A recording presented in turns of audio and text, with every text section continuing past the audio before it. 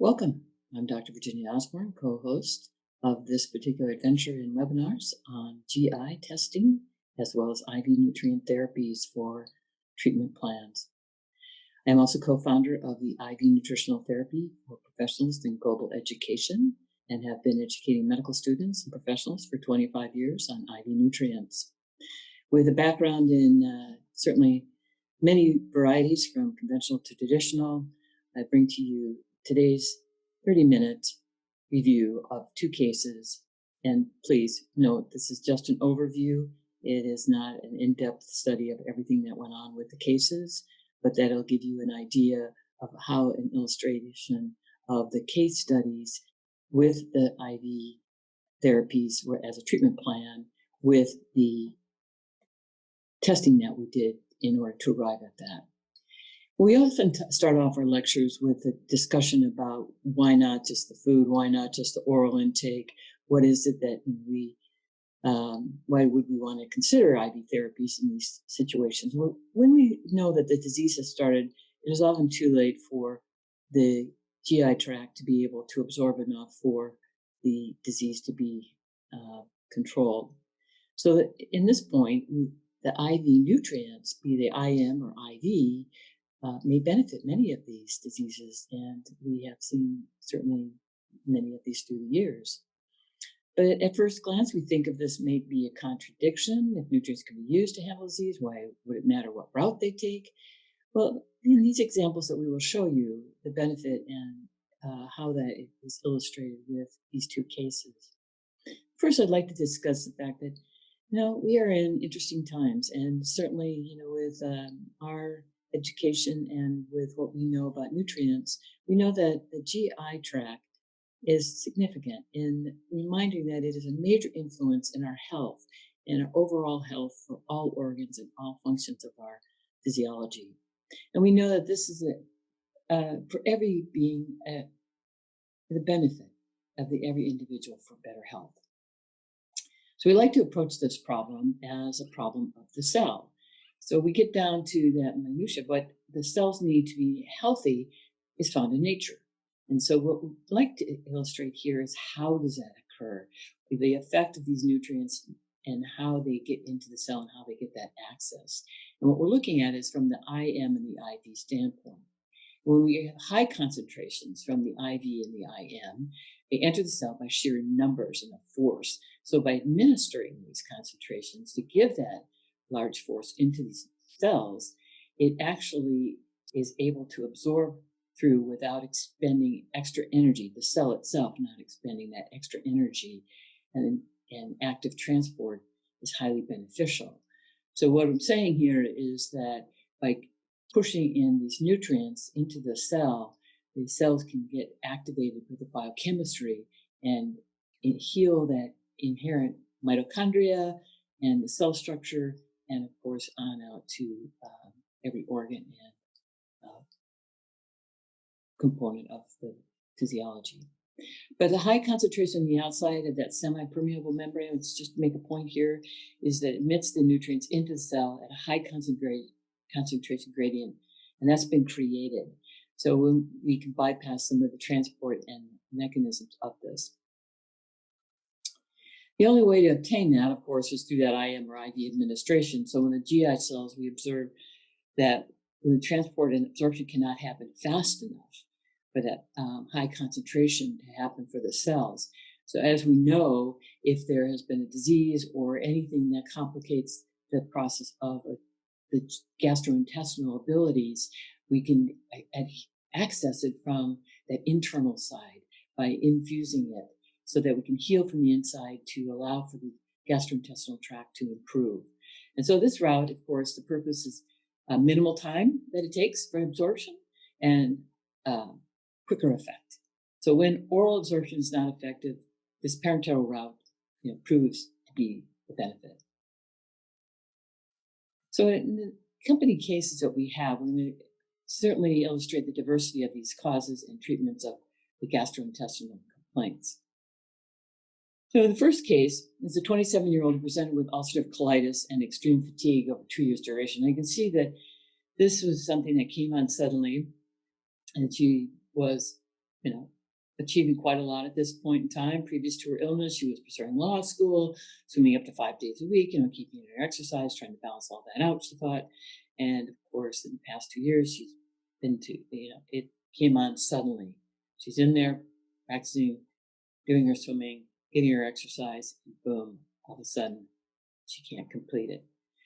So she went on the adventure of many, many practitioners, as you see here, undergone upper and lower GI studies with biopsy, marked inflammation, colitis in the large intestine, inflammation of the esophagus consistent with reflux. So the whole GI tract has been affected. The bottom line of what came out of that was infectious etiology should be excluded. So she was on several medications: mesalamine, crying hydrochloride, acetylpram, oxalate, and prednisone. Of course, as you can see, for trying to get the GI tract to be anti-inflammatory and to be able to digest. And so these were initiated 2 months prior to her visit into our clinic. She had also seen a naturopath prior to being referred into our clinic for GI health and for thyroid panels. And so these were done. She was referred for EAV, which is a food intolerance testing, and then to be referred to us for the IV therapy for her fatigue. The patient was also receiving acupuncture for upper left quadrant pain in the abdomen, and reported therapy to be very helpful to relieve that discomfort. On presentation to us, she was obviously quite fatigued, and we've seen a number of these through the years: lethargic, pale. So there's comorbidities going on here. This is what this is really indicating to us: slight, uncontrollable muscle tetany, which is essential tremors, that's initiated. So this is a new symptom for her. So the neurological system is now being affected. Her other symptoms, as you see here: bloody diarrhea, bloating, excessive sleeping, night sweats. So her hormone picture is now complicated. Activities of daily living were significantly affected by the fatigue, anxiety, depression, recurrent UTIs, constant low-grade temperature of 100 degrees for the past year. She was not able to go back to work. She was not able to continue her education. She was not able to continue any physical exercise whatsoever. She had to acquiesce and move in with her mother to be cared for. And just a little note here that she had a colestectomy, which we did not have the reports on the actual reason for that, but we can maybe surmise. So what do we do? Well, so IV therapy, the initial introduction for this: malnutrition and lack of absorption. Now, there's many things we could add into this, but what I really want to say about this, for all of you to understand, when you have someone that walks in like this, is that they need to be slowly worked up with what's going to be beneficial for them, so we don't overwhelm the system initially. So we start with these lower amounts, as you can see. It's in half normal saline, 500 mils. It's given over 2 hours, so it's a longer period of time, so the body can absorb it better. Also, a key point here is that every one of these patients are dehydrated. So we also need to rehydrate them. And that's where we always talk about check their pH prior to giving an infusion. Everybody can give a urine sample. It's easy to do. These are nice things to do for our patients to be able to know where we're starting from as well, even though we have our labs that we always have right before we start an IV. So we have the B vitamins for support, all right, to get that biochemistry up and moving correctly. Now, there's going to be some detoxing going on if they haven't had their nutrients. So this is something that you have to be aware of. So we start with lower amounts. And then, of course, we're going to be supporting that methyl folate cycle as well. So that's where the other B vitamins come in, and we work that up. We also have a low amount of the vitamin C while we await the G6PD report. We have now the minerals. The minerals are key for also support the calcium gluconate, magnesium chloride, potassium chloride, all for the transport across the cell membrane, that potassium, the calcium and magnesium for the muscular structure, also for magnesium for oxygenation cycles. That is also supporting that glutathione piece. Selenium for the glutathione, and because glutathione gets used up when a person's under stress, and when they have toxins in their system. So here we have support of selenium. Germanium is also for support of the immune system and for abnormal cell development to reduce that. Zinc, of course, we know for improving our immune system, as well as, of course, we have the folate with the hydroxychloroquine. Now, in all of this, we would also follow up with that glutathione as a separate infusion post this infusion. Now, you also have to remember if there's any sulfur issue for this patient, and I don't mean allergies to sulfur drugs, but to their own sulfur pathways, that we need to be aware of this and always start with a small amount, 1/2 to 1 ml of glutathione, to make sure they can tolerate that. So this patient's fatigue decreased moderately with weekly IV therapy. So this is about over a month's worth. And so adrenal insufficiency was suspected because of the fatigue and, of course, the lifestyle that she was leading. And so we ordered this particular lab and also the blood work for the thyroid and the T3, T4, and the low ferritin. As you can see, and she was previously tested for this and it was anemic. So we'll see in a minute that they were actually supporting her with that. But you can see here that this was presumably low for all the illness that she'd been suing for and struggling with to compensate in her system. So as you can see here, the results, and we have the low adrenal output up there in the middle of the day, probably due to nutrients and also food. So we can see she's on a low scale here. So continuing on with the IV nutrients with her, the fatigue decreased, and the patient was placed on following supplements. She had been on the iron, she'd been on a glandular support replacement, Armour Thyroid, which she continued after weeks. And it's really difficult when you have someone who is not consulting with other practitioners when making a choice to decrease any kind of nutrient or pharmaceutical without consult to understand what the purpose of that was and how long it takes. And, follow-up is also very important for these patients to see if it is being effective or not. And this is where I find that they aren't tested often enough on their thyroid when they're initiating, the supplement or the pharmaceutical. So she initiated the elimination of offending foods from the EAD testing, which is that electroacupuncture dermal screening that she was previously tested for. And so she had initiated that. So within 3 weeks, the ASI showed normal to elevated adrenal function. So now we've got some infusions that are healing the cells. The cells are now healing the system. The adrenals are getting more support. And of course, so would be thyroid and all the other hormone glands. And so we see that this is improvement. The GI tract, we did a comprehensive 3, showed significant infection and dysbiosis. So as you can see here on this particular testing, how important it is to run these tests, especially when they are having GI difficulties and, of course, the fatigue and not having enough nutrients coming through the GI tract. So this was what was blocking this, what was going on. And of course, we could have certainly added in SIBO into this, but at this point, we're just working with these particular labs, and it was clear enough. The significant elevation of the alpha antitrypsin, the lowered chymotrypsin, positive antibodies for milk, soy, and gliadin, which was, of course, gluten. So avoiding all of those foods is what she was doing at that time. What we added into that was the parasitic or antiparasitic support of the nutrients here, the supplements. And we have certainly, there are many companies that have these combinations, the berberine, gentian root, black hill, sweet wormwood, and other botanicals to support the GI tract and the reduction of these internal organisms for the intestines. The lipotropics, and there are plenty out there. What's important, I think, is the inositol-choline and methionine, along with the detoxing of certainly many of the nutrients that are in there, and the support of herbs for assisting in that, the die-off and the reactions and the supporting of the further detoxification that go through the liver. So the liver needs to be supported while all of that is occurring within the intestinal tract, and of course providing the enzymes with the meal so that there's better digestion occurring. And again, the intestinal repair part. Now, you have many choices out there, and your patients, according to what their needs are, which one you would choose.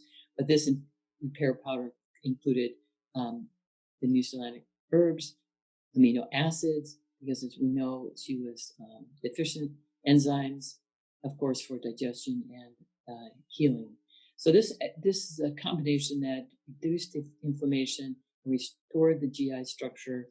We certainly can talk about microbiome and certainly biofilms and that type of thing we're working with on this. So the hydrolyzed fish protein was also a good source for her, and 2 caps 3 times a day.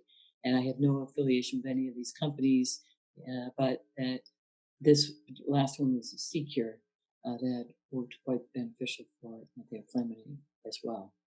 Recommendations were given to her that we would do going forward.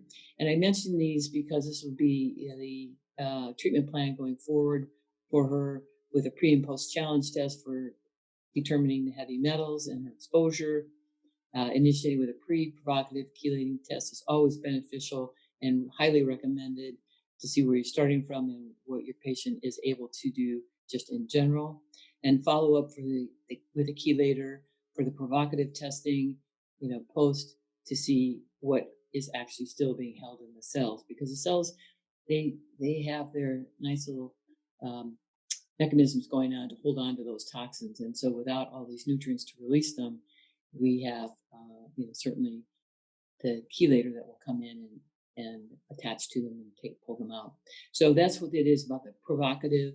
And we use the EDTA and the DMPS because, as we explained in our lecture that we have on our EDTA chelation on our site, is about EDTA and DMPS and why those are important to do both, and what you need to know in follow-up with that. We had a follow-up appointment that we did with this patient. We recommended this.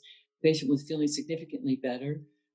As color was coming back, she was reduced the fatigue levels, and she stated that she felt like her life had been given back to her. So she was feeling the quality of life and her return to, and she was young. So, this was not a time to be feeling ill and just accomplishing what she would like. So in 3 weeks, she was no longer exhibiting GI symptoms, other than the Herxheimer's that was occurring because of the detoxing that was going on. Because now, of course, all the biochemistry is working. They're ridding the cells of the toxins. Her quote, "It's like death and life," had been restored to her. So what about all these other symptoms? You can see the bloating was no longer present. She was able to regulate her sleep. Ulcerative colitis episodes had not occurred in weeks. Bowel movements were well formed, and instead of the bloody diarrhea that she was having on a daily basis. Now, so she was able to return to light exercise and cautionary, and to participate in activities of, we all take for granted in our daily living.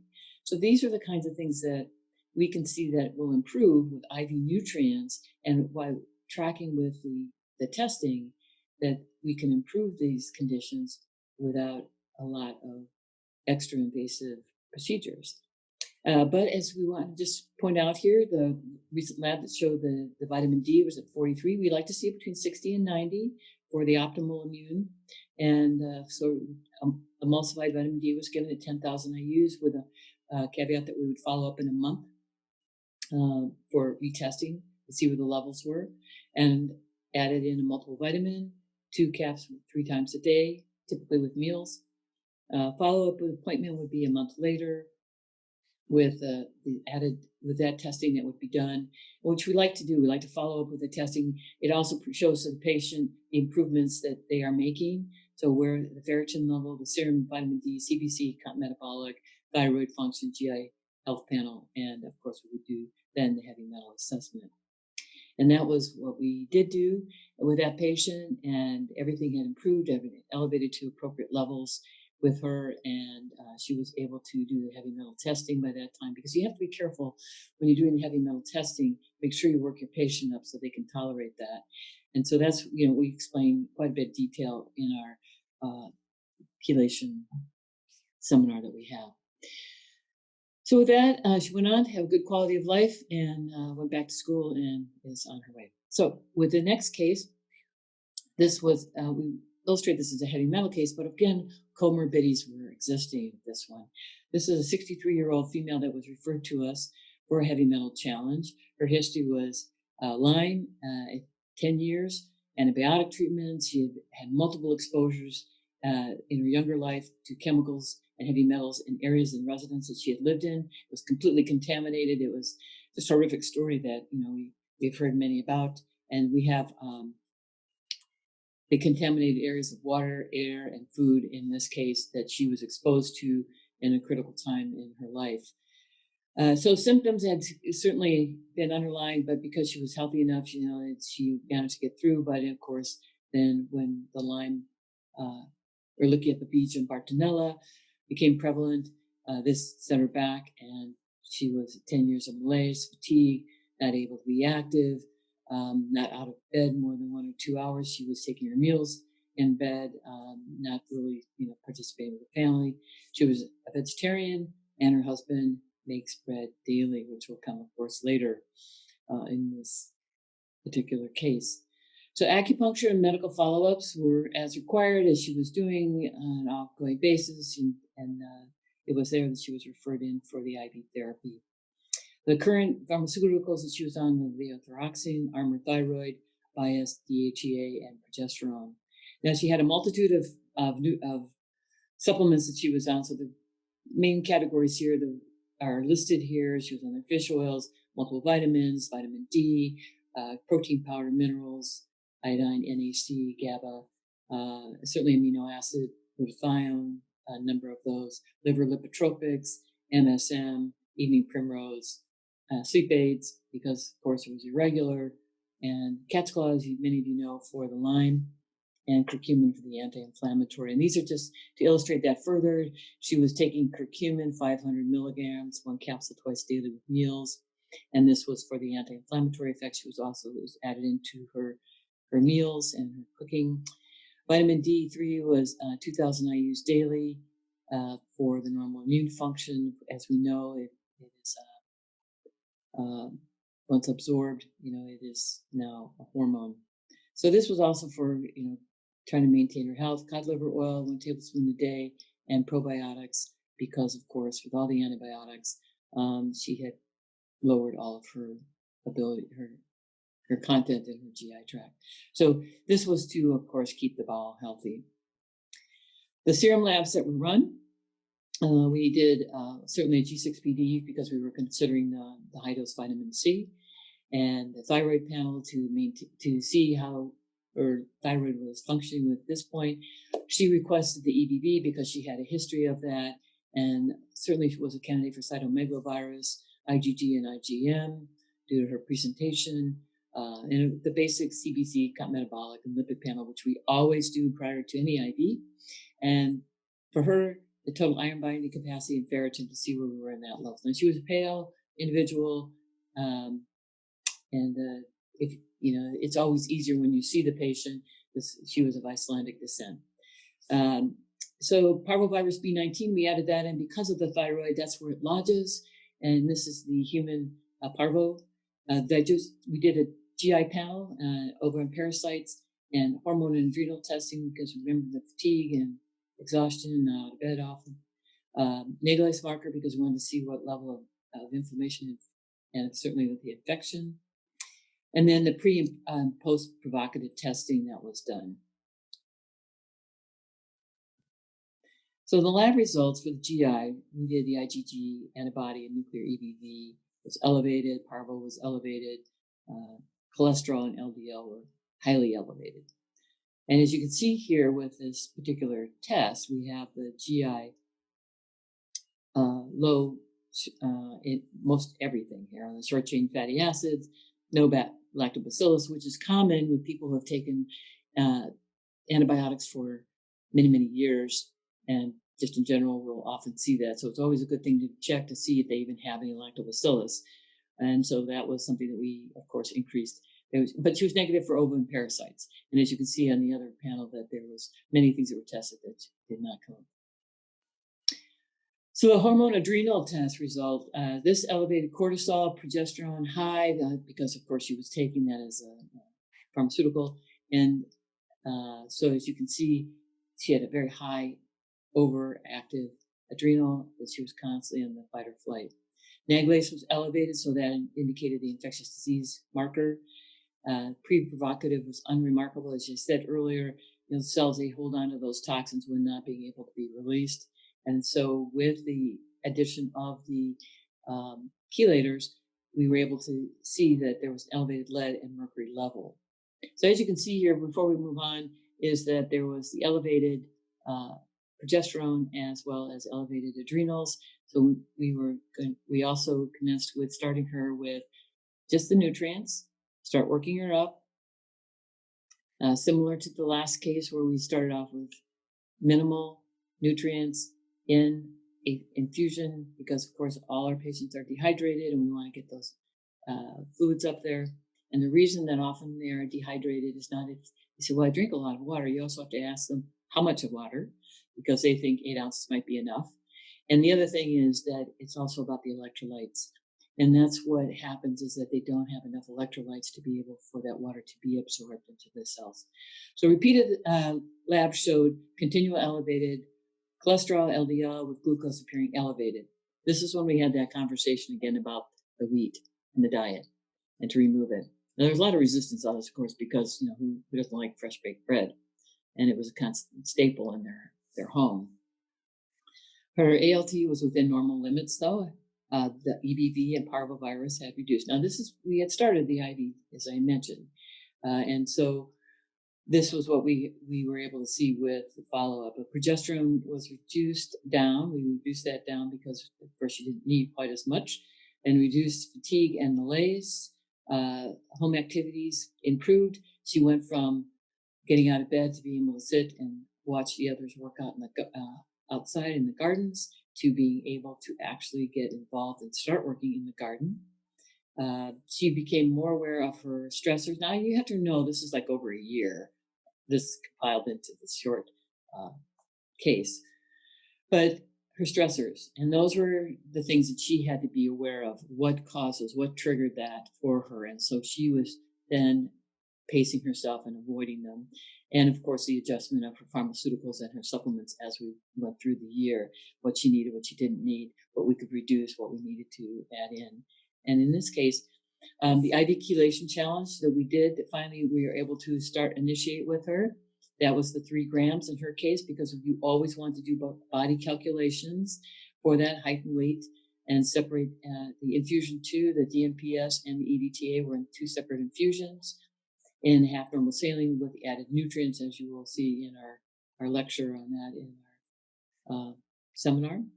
Infused over 2 hours to the patient tolerance. Always go to patient tolerance, not per protocol and how quick they want to have it in, or how, what the time frame is. It's per what each patient can tolerate. And of course, tolerated well. And post the chelating, did a sauna and a colonic. And I often recommend to wait about 4 hours and allow the chelator to go through and start eliminating the toxins out of the system. Then the sauna can also enhance that particular piece, as well as the colonic. So the colonic could be done 24 hours later. That would also help enhance the benefit of dumping the toxins out from the liver, as we know. So consumed water appropriate for body weight.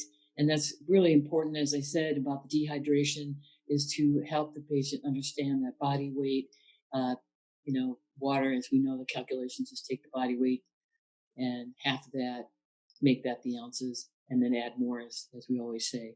So say somebody who's 150 pounds, 70 ounces of water, and add more throughout the day. And well, I can't eat anything. I can't do anything. And well, the body does adjust to that. And as we increase our fluids, so can the body create the absorption eliminations. So protein meals before and after any chelation, and protein snacks during. And that is why they often forget to bring those in. And so we, have those available for them in our office. So in the result from the chelation, this is the one of several that we have done.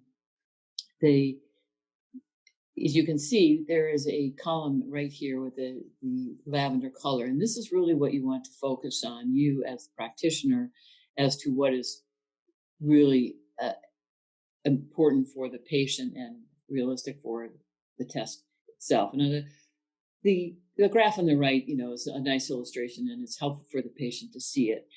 They can see that they have quite a few toxins, and that they can look at colors, and often numbers don't mean anything. So you explain that to them, and of course, then it also, as you go forward, you can see that reducing. And also, if you see a spike occur, were they exposed to something, or are we now going from the soft tissue to the bone? And so these are the kinds of times when we would see elimination occurring. So you can see here, she has elevated lead, somewhat elevated aluminum. We also see the thallium, the thorium. Those are also, indications of exposures. Certainly with Fukushima, we saw a lot of that increase. The elevated cadmium, barium, thallium, aluminum, we see that. A treatment plan to continue for 30 treatments with this. Now, when we talk about 30 treatments of chelating, we don't mean everything is all chelating, it's one right after the other. As we explained, please, be educated on that. When they need the nutrients, how often they'll need a nutrient in between these. Also taking the orals in between. As we did with this particular patient, we eventually moved to oral DMSA post-infusions for 3 to 4 days after, and 11 to 12 days off. That gave her the ability then, after we had done about a year of chelating with the IVs, that she could be coming in less often for IVs and could be able to detox continuing on with the oral. Since now her gastrointestinal tract is working better, she can absorb these better. We also think about biomes and the microbiome and the biofilm that is also being certainly detached. So follow-up, the EBV reduced, the cholesterol and the LDL were starting to reduce as well. This is also because she reduced the intake of wheat. Repeated testing for these heavy metals every 30 treatments. We do that every 10. So we have maybe 15 IVs that have been given before that actually happens, because you have to remember the nutrient IVs with this. And with this, she had reduced lead, cobalt, cadmium, and barium. Repeated serum labs also every 10th treatment, so that you can follow how this might be affecting the labs that you prior had. So her armor thyroid was reduced because her thyroid was now coming back into normal function. The glucose was in normal limits. Cholesterol and LDL reducing, but still elevated. So at this point, we added in some NAD. Now, for those of you interested in that, please, if you're starting with patients, especially those who have comorbidities, particularly the Lyme category, because these are the ones I've seen that even small amounts of 25 milligrams in that 500 ml bag of nutrients, certainly they had the benefit, but they were feeling the effects. It has the niacin, so it will have that flushing. It will have a sense of being feeling tachycardic to them, but in fact, it's just the flushing. So they are, it worked. It was beneficial. But I just caution you, if you choose to use this, please be aware of that particular fact. And certainly let your patients know that they may feel this experience. Even though I said this to them every single time, they just they look at you with those wide eyes going, whoa, what is this? So you just stand right with them, walk them through it, whoever is with their, your particular patient. And this can be done in a nutraceutical. It is beneficial for them, and certainly continue on with oral. So she increased her daily activities. She was having meals at the family table, reduced the number of IV treatments from weekly to two times a month, increased her oral DMSA at that time, as I mentioned, continued with her saunas, colonics were continued, and of course, GI distress and fatigue notably reduced with the wheat elimination, because you'd gotten to a certain point where she was feeling better, but there was still this fatigue, and the body weight, of course, was still not coming off. So this was, now she's feeling well enough. She said, wait a minute, I want to pay attention to these things. And so she was ready to let go of the wheat, and was, in one regard surprised, but not, that it actually took her to that next step of reducing her fatigue and also the weight loss, that she started dropping weight. Now, what happened from there, recent repeat of labs after the December holidays of this year, Uh, the thyroid was elevated, cholesterol and LDLs went up. I mean, what do you think happened here? She thought, oh, well, I've been doing well, I'm doing great. Increased the wheat and the sugar products, excessive for 3 weeks during that time frame, and boom, she saw immediately how it impacted her. So she was like, all right. So in review, it's always important to review the pharmaceuticals and nutraceuticals, of course. What are your patients currently taking? What is the picture that you're seeing before you? What is the level of iodine in this case for the vitamin D? And of course, the thyroid was affected. So this is where we want to take a look at all the impact. Is she getting enough vitamin D? Did she require the iodine? Nature thyroid versus armor thyroid, and our lipoic acid was included for better detoxing and chelating during this time frame. Increased dose of DMSA so that she had a higher dose of DMSA in between her now monthly IVs. And patient then asked for andrographis for winter immune protection. So we included that, which was a good thing for this flu season and this new viral thing that has become a bigger component. No wheat or sugars, repeated the thyroid and lipid panels. We were continuing with that every 4 weeks to monitor her and IVs on a monthly basis according to her needs. So in the review, I'd like to say that labs before treatment plan, all right? Always have your labs before you decide what your treatment plan is. The testing that you will decide to do, as you see, the adrenal and the GI. The GI to rule out imbalance of gut bacteria, that short chain fatty acids that she was low in, hormone balance and imbalancing so that you can keep that in balance. Heavy metals, challenge tests when appropriate. Add mixtures appropriate for the IV infusions for that patient. Monitor their responses for all treatments and appropriate timing. We IVs, how are you going forward with this? And certainly frequent check-ins. Educate and inform your patients of all results and treatment choices. Keep them educated so they can make better choices for themselves and for their families. Thank you for your participation and attention. We have many seminars online now and lectures through IID and TP. We have another fundamentals coming up at the end of May 2020 on live streaming. We certainly will continue with our in-person as we can. And of course, we have many more webinars that we are posting as well as our other co-hosts here. And thank you to all of you. And